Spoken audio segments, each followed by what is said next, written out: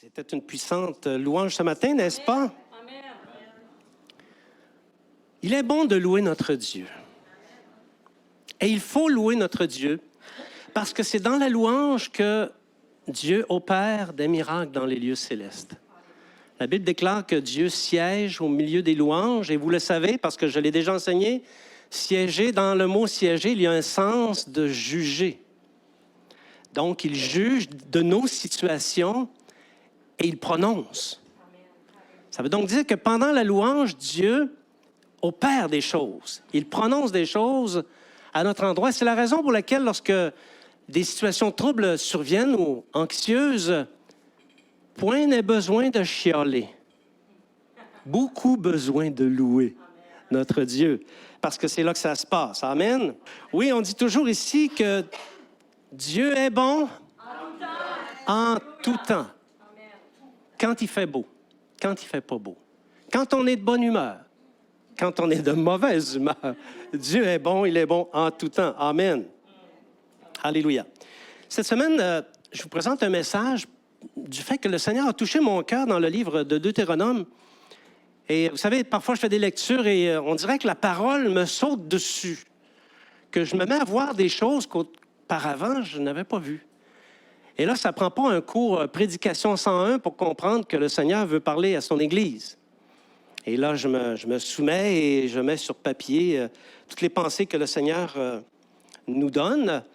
Alors, puissions-nous recevoir cet enseignement ce matin que je qualifie comme étant important, qu'on le reçoive de bon cœur. Et le titre, c'est « 12 perles du Deutéronome ». Et cette semaine, on va voir les 6 premières, parce qu'il y avait quand même beaucoup de choses à dire. Ça ne pouvait pas tenir dans un seul message.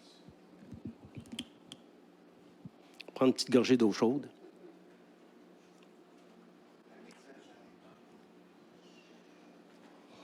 Bon.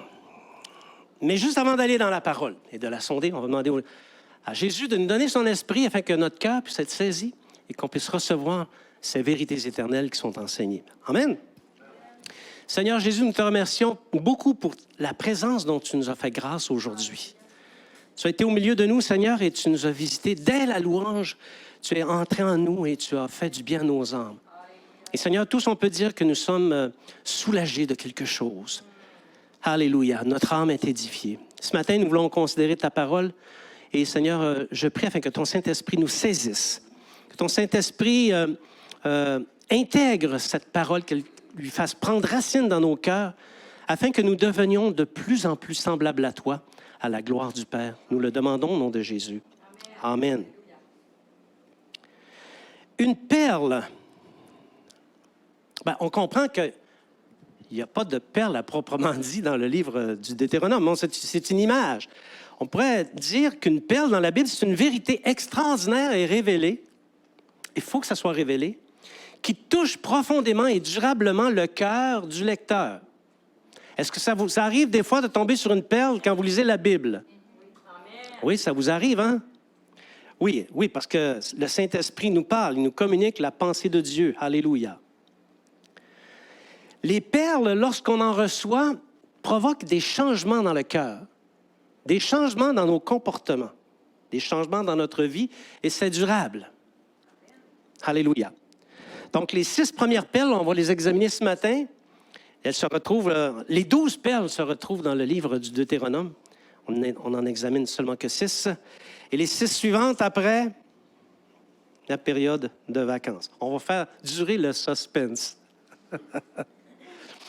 Le livre du Deutéronome, c'est le dernier livre du Pentateuque, qui sont les 5 premiers livres de la Bible qui ont été écrits par Moïse. On ne tombe pas dans l'argumentaire, dans la critique à savoir est-ce Moïse ou pas. De façon générale, on reçoit que c'est Moïse qui a écrit ça, OK? Et Moïse a écrit ça vers la fin de sa vie, vers 1451 avant Jésus-Christ, à l'intention des Israélites. Et ça m'amène à corriger une erreur que j'ai introduite il y a peut-être 2 semaines. C'est la semaine dernière quand j'ai parlé de Balaam. J'avais situé Balaam en 950 à peu près avant Jésus-Christ, mais Balaam a vécu du même temps que Moïse. Donc, ça serait 1451. Je corrige cette erreur et je vous prie de m'excuser de cette faute involontaire. Alors, le mot Deutéronome signifie seconde loi. Deutéros et nomos, seconde loi. Et le livre du Deutéronome constitue le testament de Moïse. Et c'est étonnant parce que, probablement que c'est la pensée de Dieu qui est comme ça.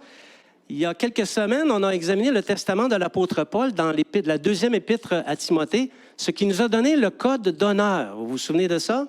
Le code d'honneur à l'intention des serviteurs de Dieu qui est affiché à la porte là-bas et que tout serviteur de Dieu devrait mettre en pratique dans sa vie. On a examiné également la semaine dernière le testament de l'apôtre Pierre, les avertissements qu'il nous donnait dans sa deuxième épître. Donc, deuxième épître à Timothée, le testament de Timothée, deuxième épître de Pierre, le testament de Pierre, et Deutéronome, le testament de Moïse. Alors, il faut croire que le Seigneur aime bien mettre des avertissements dans les livres qui portent le numéro 2. Alléluia. L'apôtre Pierre, lui, nous mettait en garde contre les faux docteurs. Et on a eu un enseignement quand même assez... J'ai eu l'occasion de le réécouter parce que quand je publie le message, je n'ai pas le choix de le réécouter. Et puis, je pense que c'était quand même assez calibré comme message pour nous aider à détecter les faux docteurs. Alors, le testament de Moïse, on va revenir à Moïse, le Deutéronome reprend les étapes des pérégrinations du peuple dans le désert. Il rappelle les principales étapes. Et il rappelle également, pour une deuxième fois, les éléments de la loi qu'on retrouve dans le livre du Lévitique. Et alors qu'il présente pour une seconde fois la loi, Moïse donne des avertissements. Il avertit Israël. Ces testaments qui nous sont donnés par les serviteurs de Dieu sont très importants parce que ce sont les dernières choses auxquelles ils tiennent le plus à adresser aux fidèles ou au peuple pour être sûrs et certains que le peuple ne s'égare pas. Parce que c'est une propension naturelle chez le peuple de s'égarer de la vérité, de s'égarer des voies droites, de la droiture, de s'égarer de la fidélité. Donc, les testaments spirituels sont des avertissements de vie pour contrer les égarements possibles. Alors, si tu veux fuir la possibilité de t'égarer dans ta foi, lis les testaments des serviteurs de Dieu. À tout le moins les trois derniers qu'on a étudiés ensemble. Pierre disait, « Il y aura parmi vous de faux docteurs qui introduiront des sectes pernicieuses et qui entraîneront plusieurs dans leur dissolution. » Cet apôtre qui a donné un évangile, qui a donné tellement d'enseignements dans les Écritures, dit ceci avant de partir, avant de mourir. L'apôtre Paul disait, « Je sais qu'il s'introduira parmi vous après mon départ des loups cruels qui n'épargneront pas le troupeau, et qu'il s'élèvera au milieu de vous des hommes qui enseigneront des choses pernicieuses pour entraîner les disciples après eux. » L'apôtre qui nous a donné tellement d'enseignements sur la doctrine chrétienne, il a fondé la doctrine chrétienne, termine ses enseignements par ces paroles. Alors, Dieu, quant à lui, dit à Moïse, « Voici, tu vas être couché avec tes pères, et ce peuple se lèvera et se prostituera avec les dieux étrangers du pays au milieu duquel il entre. Il m'abandonnera et il violera mon alliance que j'ai traitée avec lui. » Je ne sais pas si vous êtes comme moi, mais je ne veux pas abandonner Dieu. Je ne veux pas abandonner le Seigneur. Je veux demeurer fidèle jusqu'à la fin parce que je veux régner avec Christ. Et c'est pour ça que personnellement, je fais des avertissements qui sont donnés par ces grands serviteurs. Je fais des testaments qu'ils ont donnés, des principes de vie pour ma propre vie, et je les applique dans ma propre vie. Alléluia. Parce que c'est comme si l'égarement constituait la suite logique suite au passage d'un grand serviteur. Quelqu'un qui a un grand ministère, une grande église avec un grand ministère, lorsqu'il quitte, il y a des dangers d'égarement. Il y a des dangers de division. Il y a des dangers d'introduction de fausses doctrines. On dirait que c'est un réflexe naturel chez les disciples, chez les brebis, de perdre le nord. On pourrait dire ça comme ça, perdre le nord, une fois que le grand serviteur est passé. Mais vous savez, ce n'est pas la volonté de Dieu que les disciples s'égarent. La volonté de Dieu, c'est qu'ils soient heureux. Et c'est la raison pour laquelle il pousse ses serviteurs dans leurs derniers jours, dans le dernier bout de leur vie, à donner des avertissements afin que le peuple ou les disciples adoptent les bonnes attitudes de manière à contrer les égarements. Amen. Parce que le but de Dieu, Dieu a un but pour nous. Il a un but pour toi, il a un but pour moi, et c'est que son peuple ait la vie et la vie en abondance. Il veut que son peuple soit richement béni. C'est la volonté de Dieu que nous soyons richement bénis et que, par le fait même, nous prolongions nos jours sur la terre. Donc, à cette fin, Dieu a placé 12 perles dans le livre du Deutéronome. Ce sont des principes de vie qui entourent les commandements, la loi et les commandements. Ce ne sont pas des commandements à proprement parler. Ils viennent illuminer le commandement et la loi. Et en eux-mêmes, ils ne sont pas des commandements. Ils justifient, ils expliquent et ils illuminent la gloire par laquelle les commandements sont donnés. Quand je dis les commandements, là, c'est d'une manière générale. OK? Ces principes qui sont exposés, ces perles, permettent de comprendre pourquoi il faut observer la parole de Dieu. Des fois, on se dit pourquoi il faut lire la Bible et il faut observer ce qu'elle dit. Elles nous permettent également de voir combien son observance, l'observance ou l'obéissance à la parole de Dieu est agréable à Dieu. Il est agréable à Dieu d'obéir à la parole de Dieu. Veux-tu faire plaisir à Dieu? Obéis à la parole. Alléluia. Ça démontre également cette façon de faire de Dieu lorsqu'il donne ses principes. Ça établit une différence entre celui qui obéit et celui qui n'appartient pas à Dieu. Le peuple devient un peuple saint. Israël était un peuple saint. Nous, ici, sommes un peuple saint. Et il y a une différence entre nous et les gens du monde. Et c'est par le fait de la parole et des principes de vie, ces 12 perles, entre autres, que nous sommes différents. Nous ne sommes pas comme les autres. Alléluia. Alors, ces perles, lorsqu'elles sont observées, procurent aux disciples vie abondante, sécurité, santé, on pourrait ajouter prospérité et prolongement de la vie. Et ces principes, ces 12 perles que je commence à exposer aujourd'hui, sont applicables tout autant aujourd'hui qu'ils ne l'étaient autrefois.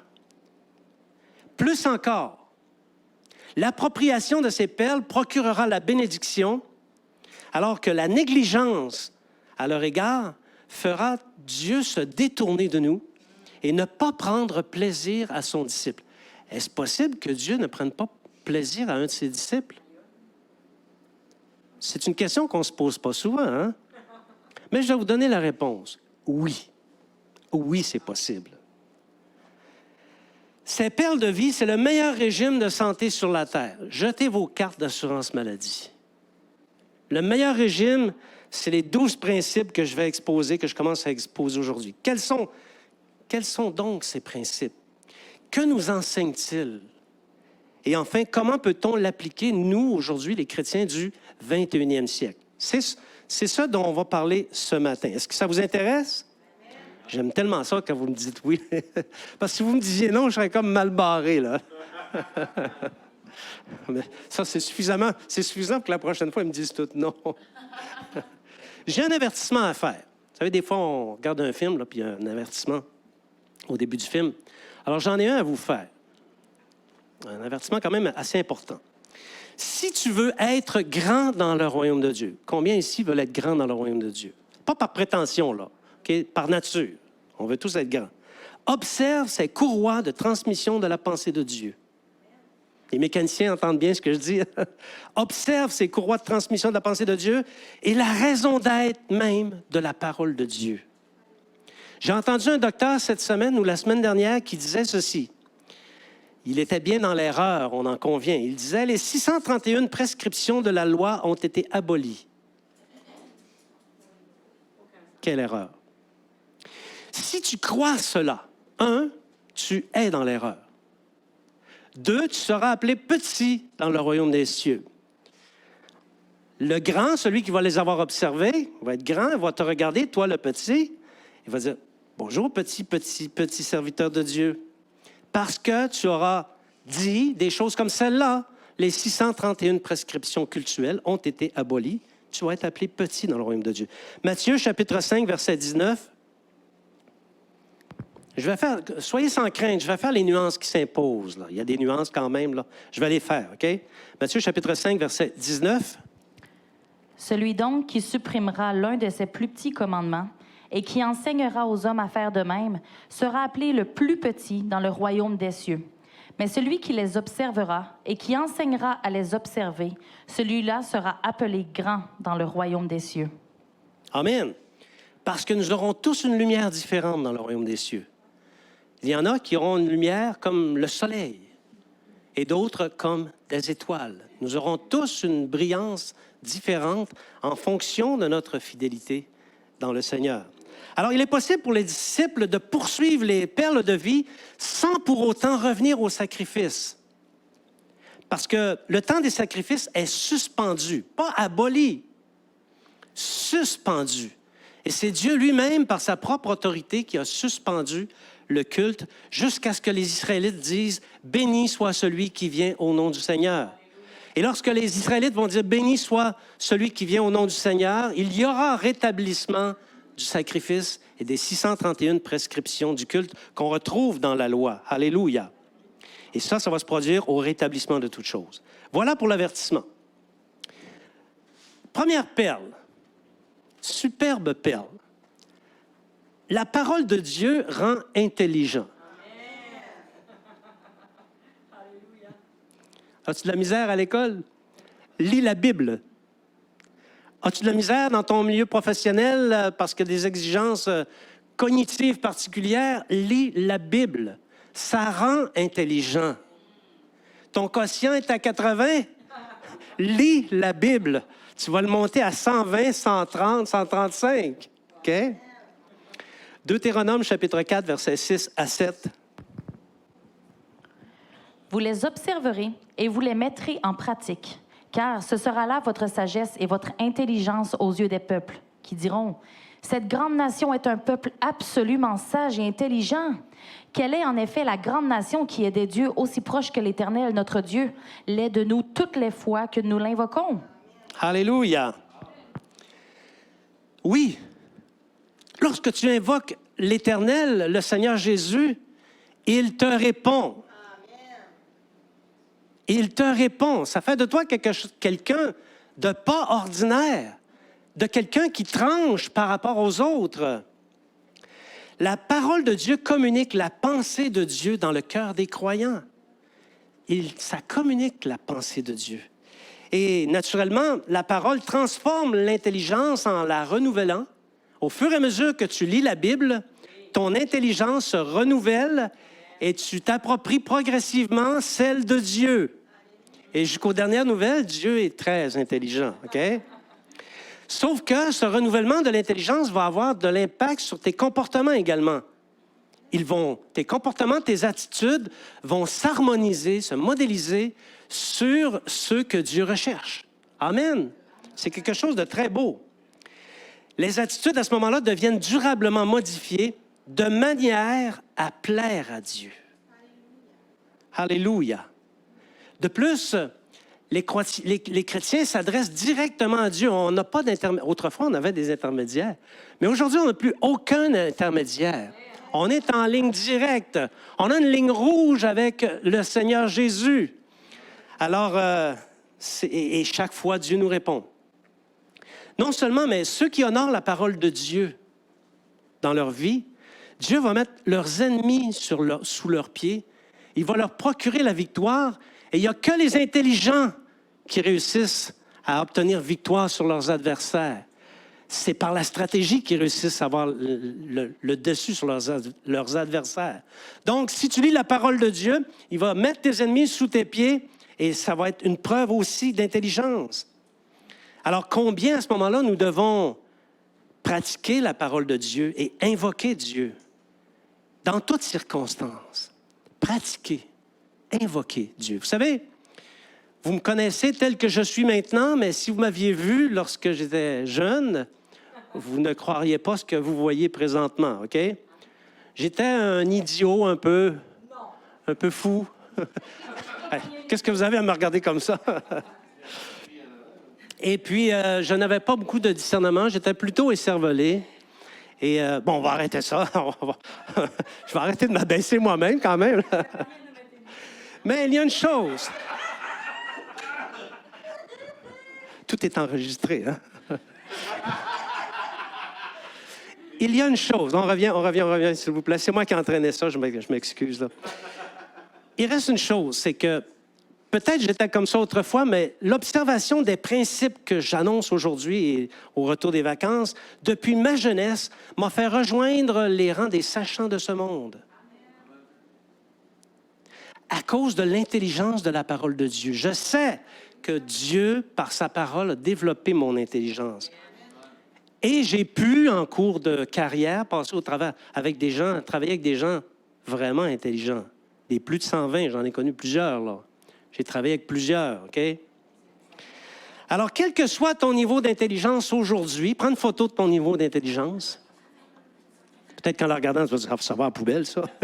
Prends une photo de ton intelligence, mets-toi à lire la Bible et approprie-toi l'intelligence de Dieu. Mets en pratique la parole et ça va stimuler ton potentiel intelligent. Il augmentera significativement et les autres vont s'en apercevoir parce que tu es la solution dans tous les aspects de la vie vont être les solutions de Dieu. Amen. Sois intelligent. Belle perle, n'est-ce pas? Une autre belle perle. Les effigies sont pour les païens. Deutéronome, chapitre 4, versets 15 à 18. Deutéronome, chapitre 4, versets 15 à 18. Puisque vous n'avez vu aucune figure le jour où l'Éternel vous parla du milieu du feu, à Horeb, veillez attentivement sur vos âmes, de peur que vous ne vous corrompiez et que vous ne vous fassiez une image taillée, une représentation de quelque idole, la figure d'un homme ou d'une femme, la figure d'un animal, etc. Et ce sont des choses que l'Éternel, ton Dieu, a données en partage à tous les peuples sous le ciel tout entier. Alors voilà, ça explique le commandement, le deuxième commandement qui dit tu ne te feras pas d'image taillée, mais ça l'explique, OK? Parce qu'aucun Israélite n'a vu la face de Dieu. Même pas Moïse n'a vu la face de Dieu. Comment peut-on faire la représentation d'une divinité quand on n'y a jamais vu la face? Vous vous souvenez, à un moment donné, j'avais mis des images ici, je vous avais dit, de qui s'agit-il? Hein? Vous m'aviez tout dit, c'est Jésus. Non, pas en tout, jamais personne n'a vu Jésus, OK? On ne doit pas avoir de représentation de la divinité. Parce que c'est une corruption. Arrête de t'obstiner avec le Seigneur puis d'argumenter avec lui. Si tu as ça dans ton portefeuille, chez toi, si c'est affiché, si ça pendouille à quelque part, c'est une corruption et tu risques que le Seigneur se détourne de toi. Le seul fait de regarder une image comme celle-là, si elle te rappelle Jésus, si elle est chez toi, là, OK? Mais si elle est chez toi, que tu la regardes et qu'elle te rappelle Jésus ou Dieu, dis-toi une chose, tu offenses Dieu. Parce qu'il a dit, tu n'as pas vu la figure, tu n'as vu aucune figure au jour où l'Éternel a parlé au milieu de toi. Fais attention de jamais en faire une reproduction. C'est un péché qui n'est pas banal. Je sais que dans les églises en général, ce n'est pas prêché. Je ne vous le cache pas, ce n'est pas prêché. Mais ici, on va le prêcher. Parce qu'on ne veut pas que le Seigneur se détourne de nous ou encore que la malédiction s'attache à nous. Parce que Dieu sait reprendre les pécheurs et ceux qui excitent sa jalousie par ces images loin d'être inoffensives. Disciples de Jésus-Christ, Dieu n'a pas changé. Il est le même hier, aujourd'hui et éternellement. Si tu penses que les choses ont changé parce qu'on est sous la nouvelle alliance, c'est une lubie. Et ça va t'entraîner dans des péchés, dans des comportements, des attitudes qui vont déplaire à Dieu. Alléluia. De toute façon, est-ce que tu penses que lorsque Jésus va rétablir toutes choses, lorsque toutes choses vont être rétablies, penses-tu que tu vas pouvoir avoir des effigies dans ta maison de la divinité? Je pense que si ça arrive, tu vas vite disparaître. Tu vas vite disparaître de ce nouveau royaume. Fais disparaître maintenant les effigies de ta maison parce qu'elles excitent la jalousie d'un Dieu chez lequel il n'y a ni changement, ni ombre de variation. Et d'ailleurs, es-tu chrétien ou païen? J'ose croire que tu es chrétien. Bien, dis-toi une chose, les effigies sont le lot des païens. Il l'a dit, on vient de le lire. Ça, j'ai laissé ça aux païens. Fait que si tu en as chez toi, tu t'associes aux païens.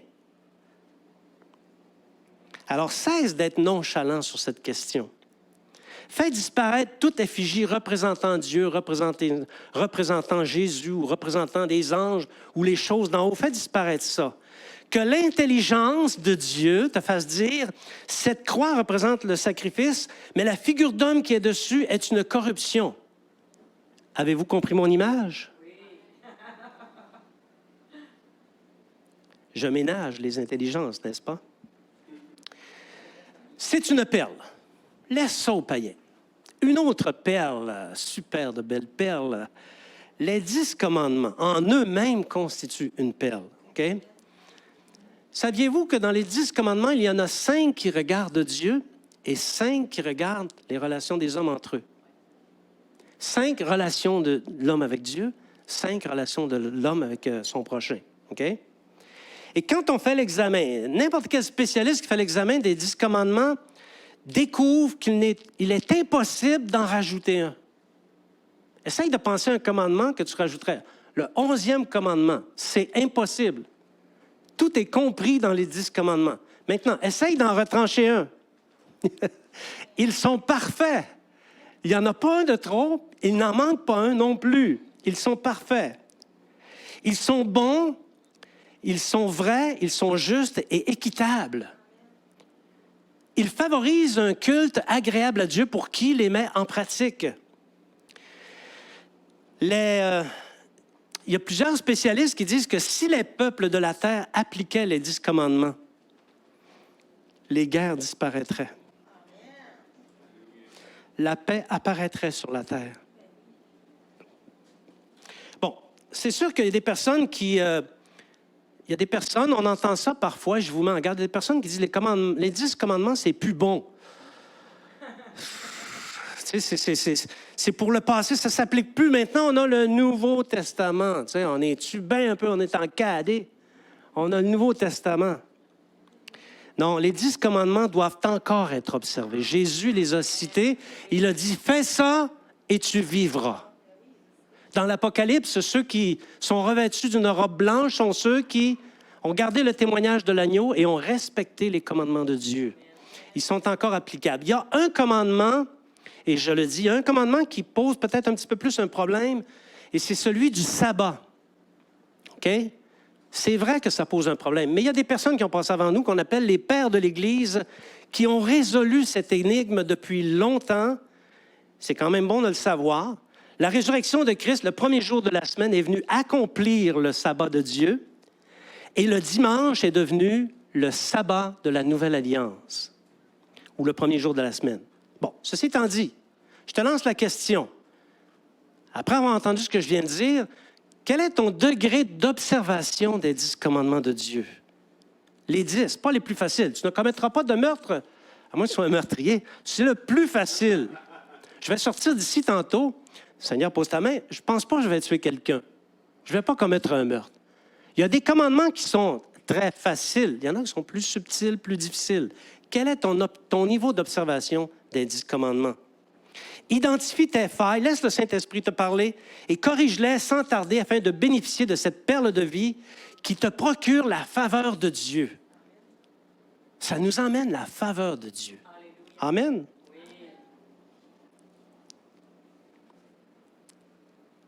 La 4e perle, on entend chanter à quelque part, on dirait. Hein? Ah, OK. T'es sûr que ce n'est pas ton dos?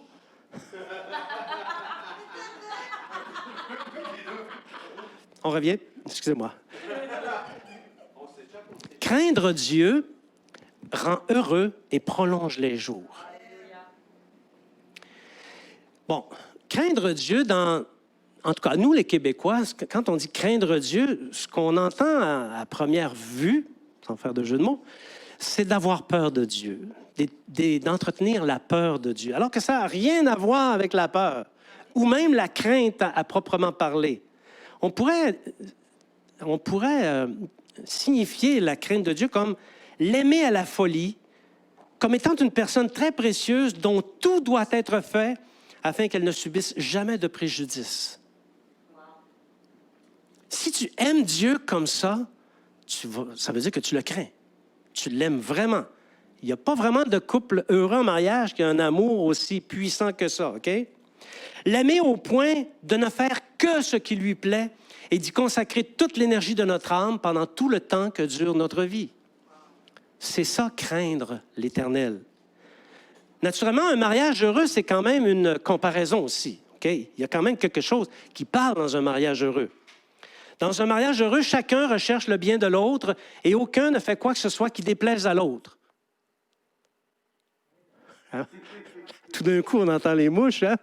Hey, les personnes mariées qui m'écoutaient, les hommes et les femmes, ceux qui célèbrent leur énième anniversaire de mariage, la comparaison, c'est que chacun recherche le bien de l'autre et aucun ne fait quoi que ce soit qui déplaise à l'autre. Est-ce que tu es dans une situation comme celle-là? Oui.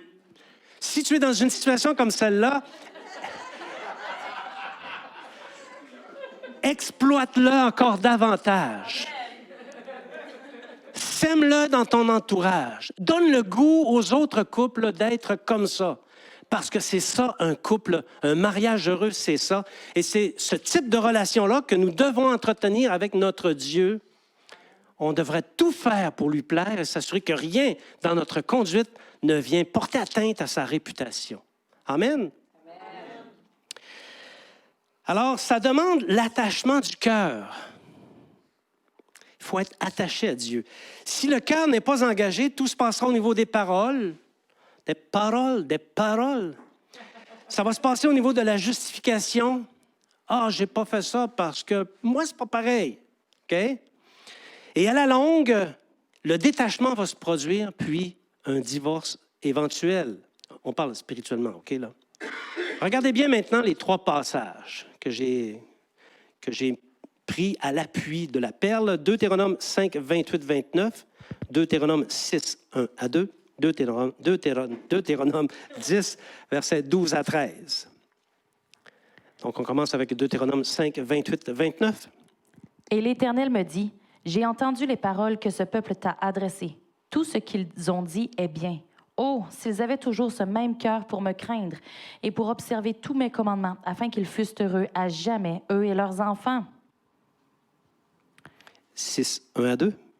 Afin que tu craignes l'Éternel, ton Dieu, en observant tous les jours de ta vie, toi, ton fils et le fils de ton fils, toutes ces lois et tous ces commandements que je te prescris, et afin que tes jours soient prolongés. Le dernier. Maintenant, Israël, que demande de toi l'Éternel, ton Dieu, si ce n'est que tu craignes l'Éternel, ton Dieu, afin de marcher dans toutes ses voies, d'aimer et de servir l'Éternel, ton Dieu, de tout ton cœur et de toute ton âme. Si ce n'est que tu observes les commandements de l'Éternel et ses lois que je te prescris aujourd'hui, afin que tu sois heureux. Voilà. Voilà la crainte de Dieu. L'aimer jusqu'au point d'être conscient de ce qui lui déplaît, de ne pas le faire.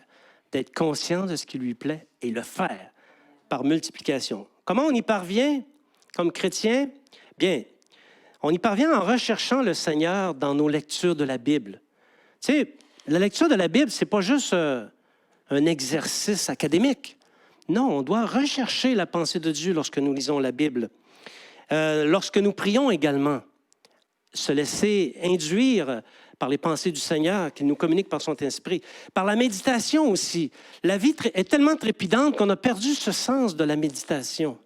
C'est très important pour l'homme de méditer. Nous sommes des créatures intérieures. Et si on se laisse porter par les événements sans jamais chercher comment on pourrait dire, à coordonner tout ça dans notre intérieur face à la parole de Dieu, face au Seigneur, on risque de passer à côté de choses vraiment importantes. La méditation, c'est quelque chose d'important. Est-ce que tu as des moments dans ta semaine pour la méditation? Oui, tu pries, oui, tu lis la Bible, mais est-ce que tu médites? Il faut méditer. Alléluia. Bon, c'est bien beau faire tout ça, mais il faut que tu les retiennes, ces choses-là, et que tu les mettes en pratique. Chaque jour, le Seigneur communique à ses disciples sa pensée. Chaque jour, il les invite à calquer leur conduite sur ses ordonnances, ses instructions. Et à chaque jour, les disciples progressent. Il ne nous demande pas la perfection demain matin. Il nous demande la progression. Alléluia. Et pour celui qui fait cela, il va être béni dans sa santé, dans sa prospérité, dans sa sécurité, et il va avoir des jours heureux et prolongés. Est-ce que tes jours sont heureux? La question qui tue, hein? Est-ce que tes jours sont heureux? Non, mets ton emphase à mettre en pratique ces perles qui sont enseignées, qui se trouvent dans le livre du Deutéronome. Les disciples qui aiment le Seigneur de cette manière, non seulement accomplissent tous les jours de leur vie, vous savez que le nombre des jours de votre vie est écrit à quelque part. Hein? C'est tout écrit. Le nombre de jours de ta vie sont écrits. Savais-tu que tu peux les allonger? Tu peux les prolonger. Tu peux aussi les écourter. Ça c'est la partie un peu moins plaisante, OK? Alors, si tu fais ça, le Seigneur va prolonger tes jours. C'est une perle de vie. L'observation de ces choses procure la bénédiction et prolongation de vie, alors que le rejet entraîne malédiction et des jours écourtés. Et savez-vous quoi? J'en ai vu suffisamment pour vous dire que non seulement c'est une perle, mais c'est vrai. C'est vraiment vrai, OK? Alors, ne perdons pas de vue que le fait de jouir de la vie sur la terre, c'est un privilège qui nous a été accordé par Dieu. Et c'est important de ne pas gâcher ce privilège, mais au contraire, de chercher à être heureux et à ce qu'il soit prolongé par l'observation des principes de vie qui nous sont enseignés dans les Écritures. Amen. Amen. Le cinquième, qui ressemble un peu à un qu'on a vu, mais qui va un peu plus loin. Gardez nos maisons pures. Vous savez, la pureté, la sainteté, c'est pas qu'à l'Église. Hein? On a déjà établi qu'à l'Église, tout le monde, il est beau, tout le monde, il est gentil, tout le monde, il est tellement fin, c'est incroyable. Mais une fois rendu à la maison, des fois, il y a des petites cornes qui poussent. Hein? Non seulement il y a des petites cornes qui poussent, mais parfois même qu'il peut y avoir, se trouver des souillures dans notre maison. Et ce sont des choses qu'on ne réfléchit pas souvent, mais c'est important de le réfléchir. Est-ce que ça serait possible de redémarrer le... Donc, Deutéronome, chapitre 7, verset 26 et Deutéronome, chapitre 23, verset 14. Deutéronome 7, 6, à l'appui de cette perle. Tu n'introduiras point une chose abominable dans ta maison, afin que tu ne sois pas, comme cette chose, dévouée par interdit. Deutéronome 23, 14b. Ton camp devra donc être saint, afin que l'Éternel ne voie chez toi rien d'impur et qu'il ne se détourne point de toi. Voyez-vous, ce Dieu chez lequel il n'y a aucun changement ni ombre de variation nous dit que nos maisons doivent être pures, qu'il ne doit pas y avoir de souillure dans notre maison, parce qu'il y a risque qu'il se détourne de nous. Et je l'ai vu tellement souvent que je peux vous dire que c'est une vérité vraie. S'il y a une souillure dans ta maison, le Seigneur, il va se détourner de ta maison. Toi, tu vas y être, mais lui n'y sera pas. Et il peut t'arriver des choses terribles dans cette maison. Alors ça, c'est une vérité pour laquelle les chrétiens achoppent énormément. Il y a n'importe quoi et pire qui se retrouve dans les maisons des chrétiens. Ils laissent entrer, ou pire encore, ils les entrent eux-mêmes des souillures et des choses abominables, des choses interdites dans leur maison. Et vous savez, les choses abominables et impures et interdites, on en retrouve abondamment chez Walmart, puis dans les marchés, OK? Alors, puis même parfois, ils sont en spécial. Puis là, tu la regardes, tu dis, c'est donc bien pas cher, ça. Je vais en prendre 12. Puis là, tu rentres ça chez vous. Choses abominables, interdites, qui souillent ta maison. Non seulement c'est abondant dans le marché, mais le diable étant ce qu'il est subtil, parfois, il va trouver un ami ou quelqu'un de ta parenté qui va te donner cette chose interdite, cette souillure, en cadeau. On ne peut pas dire non à un cadeau. Puis là, tu vas le rentrer chez toi et ça te fait courir le risque que le Seigneur se détourne de toi. Pire encore, te faire changer de position de bénédiction à celle de malédiction. Pas condamnation, bénédiction à malédiction, OK? Alors, il y a risque que le Seigneur se détourne de toi et que tu subisses une malédiction. Vous savez, aujourd'hui, par une application angélique de la grâce, il y en a plusieurs qui pensent que le bonheur et la grâce arrivent tout seuls. C'est naturel. De toute façon, Dieu n'a pas le choix parce que Dieu est bon. Ils ont une application abusive de la grâce.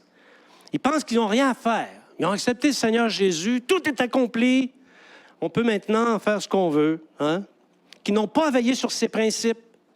Qu'ils voient de toute façon comme des fables. J'ai entendu plusieurs chrétiens dire, « Ben, voyons donc. Ça fait longtemps que ça ne s'applique plus, ces affaires-là. On est sous la grâce, OK? » Et souvent, ces fables font partie également du discours contemporain. Et parfois, des chrétiens vont donner des conseils, des mauvais conseils basés sur l'abus de la grâce. Et en ce sens, ce sont des amis de Job. Dis-toi une chose.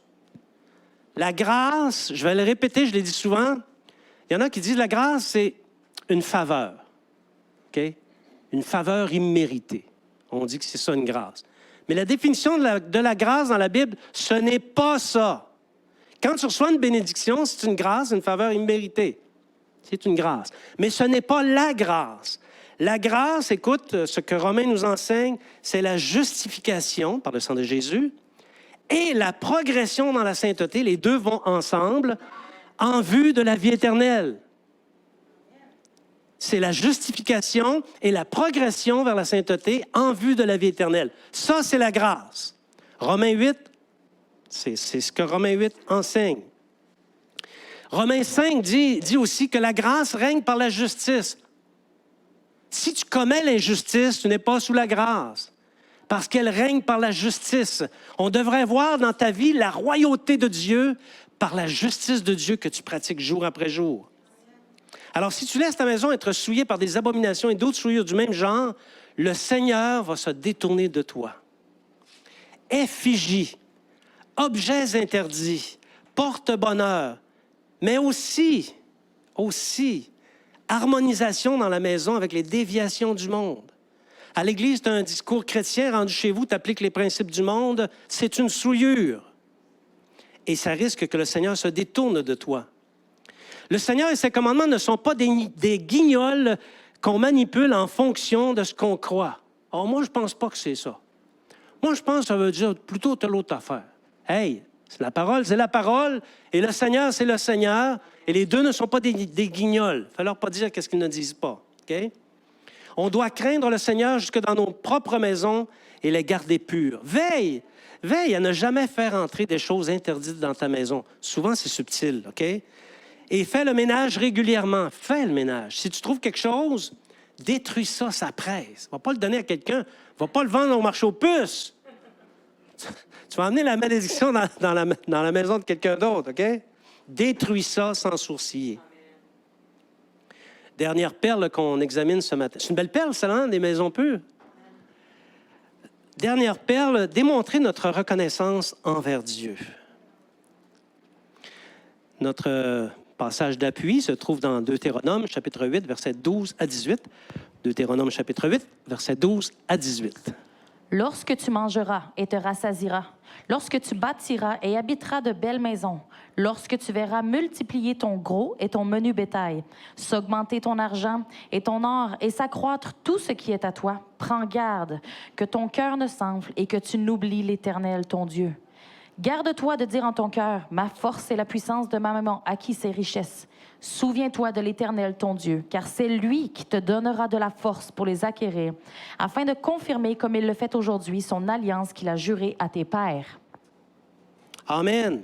Amen. Vous savez, quand on n'est pas chrétien, on est dans le monde, on peut dire, on est ambitieux, on travaille pour avoir de l'argent, augmenter notre avoir, nos richesses, et trouver une certaine sécurité. Puis il y en a vraiment qui font de l'abus par rapport à ça. Et je connais plusieurs personnes qui ont accumulé des millions, et après le million, c'est le deuxième, puis après le deuxième, c'est le troisième. Et ils mettent vraiment tous leurs efforts là-dedans. Okay? Mais il n'en est pas ainsi pour nous. Le principe de la reconnaissance par rapport aux choses que Dieu nous donne est repris aussi dans la Nouvelle Alliance. Lorsque l'apôtre Paul enseigne, il dit « Rendez grâce en toutes choses, car c'est à votre volonté, à votre égard, la volonté de Dieu en Jésus-Christ. » Nous, les chrétiens, Il n'y a absolument rien de ce que nous possédons qui est le produit de notre force, de notre puissance ou du travail de nos mains. On n'est pas responsable des choses qu'on possède, OK? Celui qui pense posséder et être puissant par son salaire, hey, moi je gagne 350 000 par année, OK? Ou par ses possessions, moi j'ai une lotus dans ma cour, ou par son compte de banque, je parle du chrétien, là, OK? Est aveugle. Celui qui pense que ses ressources sont le fait de ses propres réalisations, c'est ma main, ma puissance, mes efforts qui m'ont acquis ça, il est aussi dans l'erreur. Tout nous vient du Seigneur. Pense à quelque chose que tu as, ça ne vient pas de toi. Ça vient du Seigneur. Et le Seigneur nous donne la force pour les acquérir.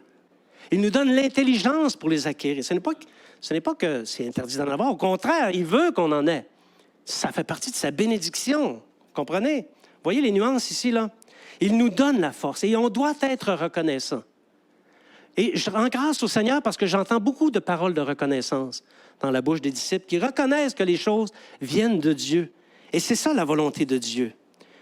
Comme je le disais tantôt, les gens du monde penseront ce qu'ils veulent. Nous, ça nous importe peu.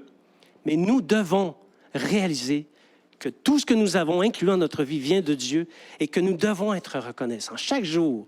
Merci Seigneur pour tout ce que tu nous donnes. Alléluia. Tout ce que nous possédons vient de Dieu et son alliance nous demande de retour la 10e partie. Et pourquoi Dieu nous demande la 10e partie? Il y a des raisons. Pour éviter que d'un cœur enflé, on dise « c'est ma force, ma puissance et ma main qui m'ont procuré cette abondance ». Quand tu prends $1 de ta poche, quand tu prends $1 de ton 10 $ que tu le déposes dans le panier, bien, il y a là-dedans un renoncement, mais aussi une reconnaissance. Je reconnais que tout ce que j'ai m'a été donné par Dieu. Il y a aussi une autre raison, nourrir et entretenir la maison de Dieu, parce qu'il n'existe pas de culte à Dieu sans maison de Dieu. Et dans la maison de Dieu se trouvent les éléments relatifs au service, les éléments du culte, le personnel officiant, pas seulement dans les églises, dans le temple, c'était exactement le même principe. Et on a remarqué une chose, quand une personne se consacre de plus en plus à Dieu, Dieu prend plaisir à multiplier ses ressources. Ce que ça veut dire, c'est quand tu arrives au Seigneur avec un actif, si tu marches dans la consécration et dans l'application de ces principes de vie, ton actif va s'augmenter, il va se multiplier, et ça même si tu mets en pratique la loi du 10e. Et ici, il ne s'agit pas de donner du superflu, parce que le superflu, ça ne coûte rien. Oh, je ne m'en servais pas de toute façon. Alors non, il faut que ça soit quelque chose qui vient du cœur et qui exprime une vraie reconnaissance à Dieu.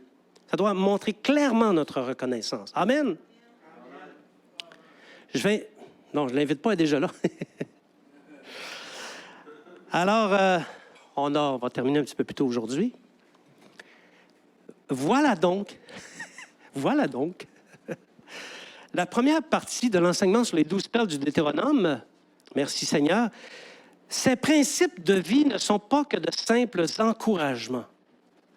Pour le disciple qui les observe et les met en pratique, il se passe quelque chose et il se produit des effets très concrets.